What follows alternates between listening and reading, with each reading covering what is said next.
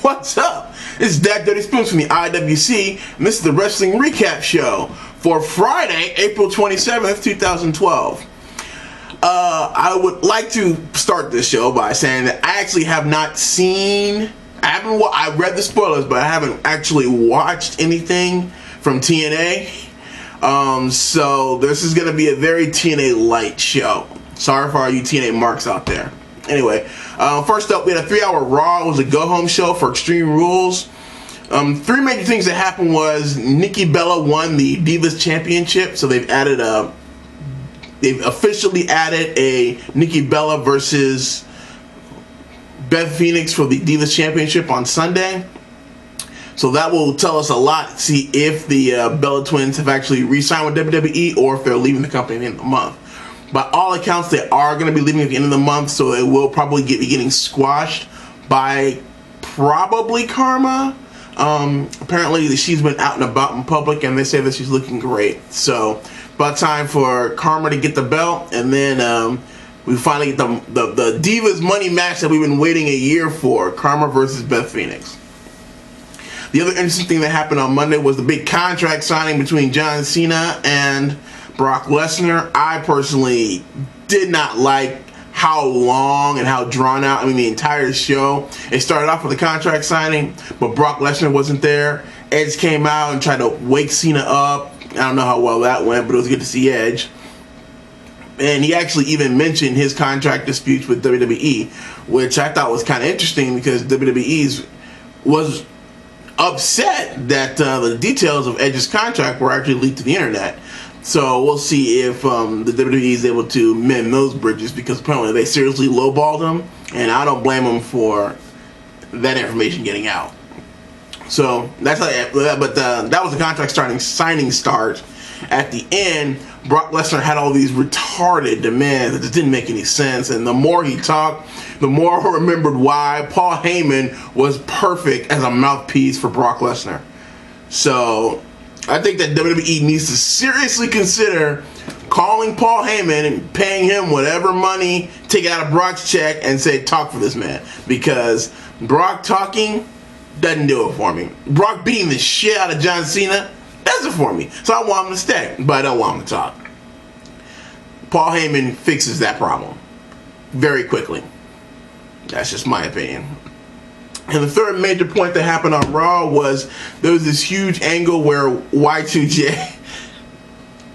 No, actually, Eve, who is now part of John Laurinaitis' administration, found a rule that if you are drinking within 12 hours of performing at a WWE event, that you could be stripped of the title, of whatever title, and fired. Which, that rule had to have been inked in after the Attitude Era. Actually, probably after 2005. Because there's been plenty of times APA drank on the job, Austin drank on the job. There's been a couple times where The Rock and Austin shared a cold beer in the middle of the ring before the match at WrestleMania. Just saying, that had to be a new rule. So anyway, CM Punk was pretending to be drunk because Jericho got him a liquor basket as a gift, which... Hey, send that booze down south. I'll take care of that for you real quick. Anyhow, this was this. CM Punk pretended to be drunk, man, and then they had a sobriety test in the middle of the ring. He failed it with the cops, but he wasn't drunk.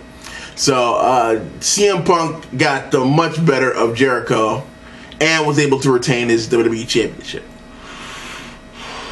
Does not look well for CM Punk in Chicago. I'm sorry, guys. CM Punk gets over and over and over and over and over on Jericho.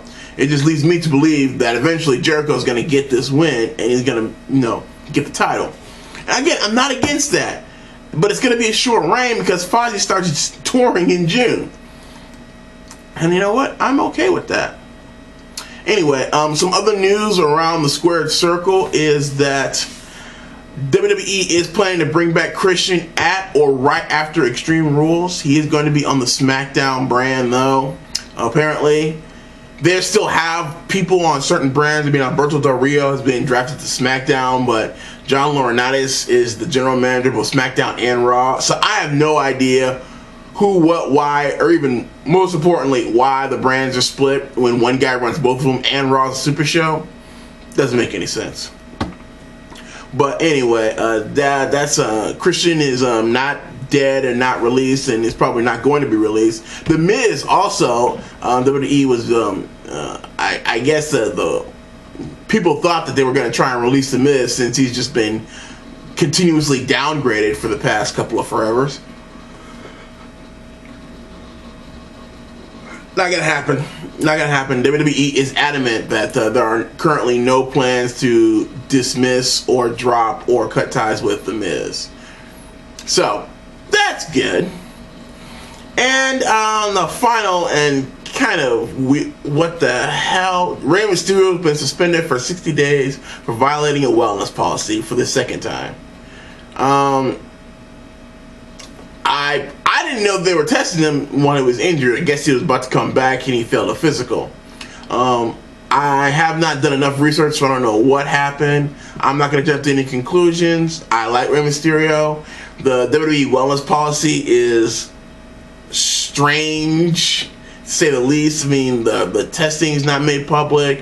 What particular drugs are on the watch list. There's a lot of things I don't know about WWE's wellness policy, so I can't speculate. However, I will say if he's coming off injury, odds are it was probably HGH, and I'm personally not against HGH. I mean, I doubt it was anabolic steroids because Mysterio's a little guy.